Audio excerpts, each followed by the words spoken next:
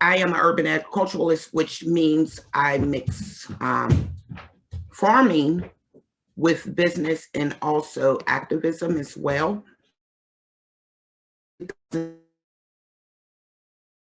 African-American growers in this region. I got into this work when I started how to grow food in 2011 here in the city of Pittsburgh. One of the reasons why we partners, they call us bugs for short, is to address unfair and unjust practices against Black growers here in the city. And not only that, there were issues in urban areas that was mostly of Black people that wasn't addressed. And one of them was issues with land access. When we would get that access as well, get that land, a lot of them was on blighted lots, and the lots were once homes were on there, and it was contaminated with lead. So working with our organization, growers in our organization, and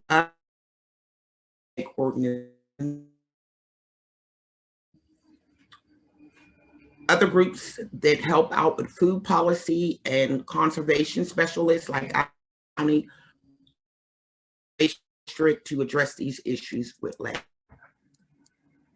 So if you can see right here,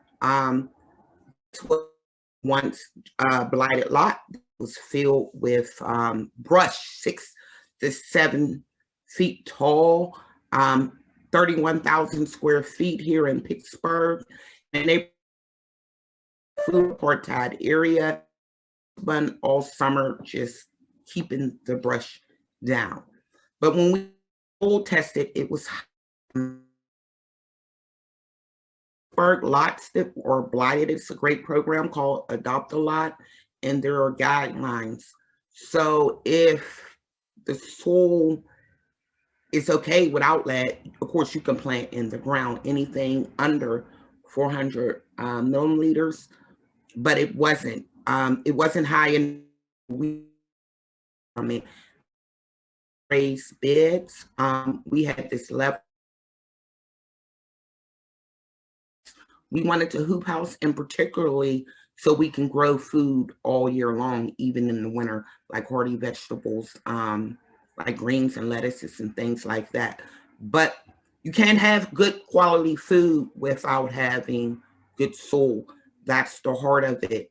So one of the things we had to do is to remedy the soil is bring in soil, and we worked with a local organization called AGRICULTURE and ACCD for to look at ways to we heard it'll soak like that, but that really wasn't enough because we wanted to provide healthy produce at its to our community, because it's so we built raised beds, but these raised beds weren't typical raised beds where you think about boxes. Instead, we use soil compost to build these raised beds. They're indigenous to Native Americans.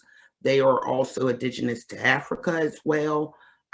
We use compost, wood chips, and straw.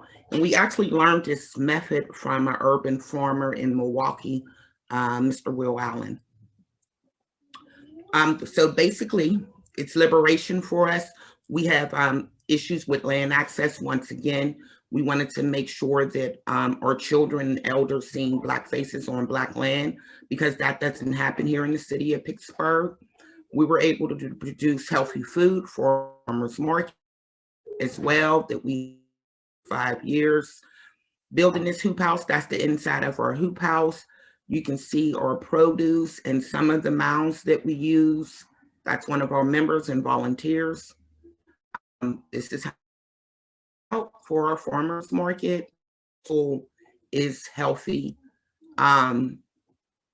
Yeah, those are just more pictures. That's my daughter at our market stand. Working, that's our beekeeper, but once again, the soil levels was high in another area where we wanted to do our orchard at. So what we decided to do is some buckets and bring in soil for these new fruit trees. We have like 20 fruit trees on our farm property, but once again, we had to bring in soil because of the contamination with lead, because we don't want, unhealthy lead-based fruit as well. And our honey has a dark flavor to it because one good thing that grew out of the soil is Japanese knotweed, which is invasive to our area, but we found out the bees like it. So that's why our honey has that dark color. This is some of our team members. And food justice is very important to us, land access, making sure our soil is healthy as members.